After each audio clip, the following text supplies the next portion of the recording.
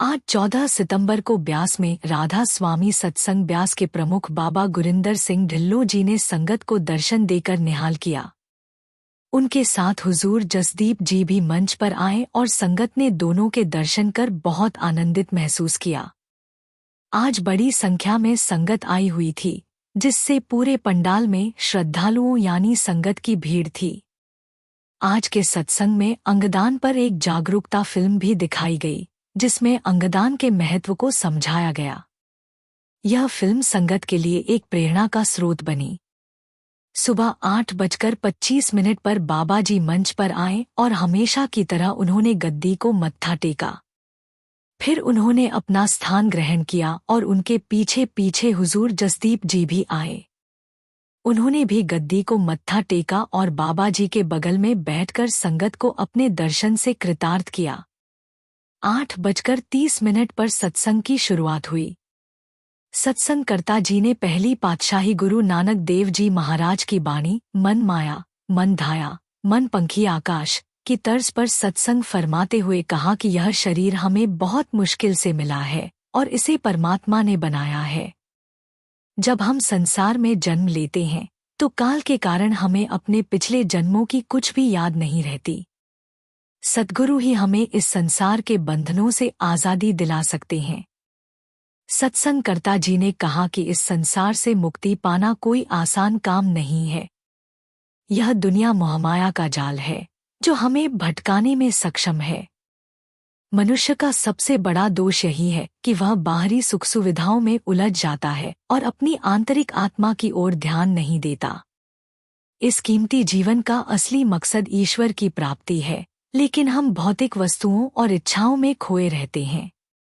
हमें यह समझने की जरूरत है कि दुनियावी चीजों का मोह हमें केवल भटकाता है और हम इसमें उलझे रहते हैं।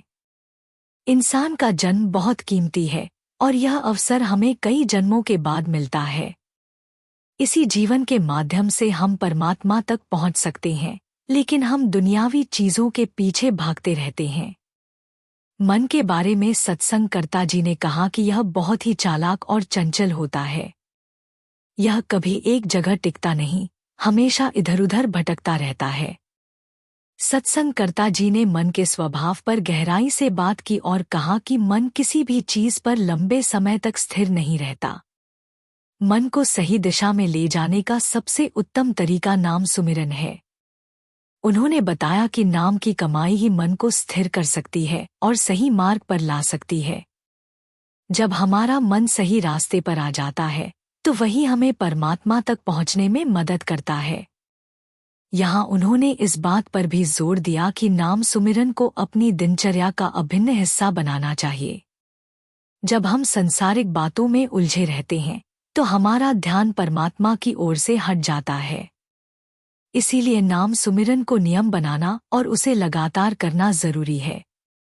नाम के बिना किसी का अस्तित्व नहीं हो सकता और हमें इसे अपने भीतर खोजने की जरूरत है। सत्संगकर्ता जी ने कहा कि हमें गर्व होना चाहिए कि हमें एक ऐसा सद्गुरु मिला है जो हमें सही मार्ग दिखाते हैं और हमें नाम की महिमा समझाते हैं। सद्गुरु हमें हर समय प्रेरित करते हैं कि हम बार बार सुमिरन करें और अपने असली उद्देश्य की ओर अग्रसर हों। दुनियावी चीजों का मोह त्याग कर हमें सिर्फ परमात्मा को पाने की कामना करनी चाहिए। गुरु हमें नाम की कमाई करना सिखाते हैं और हमें बार बार सुमिरन करने के लिए प्रेरित करते हैं।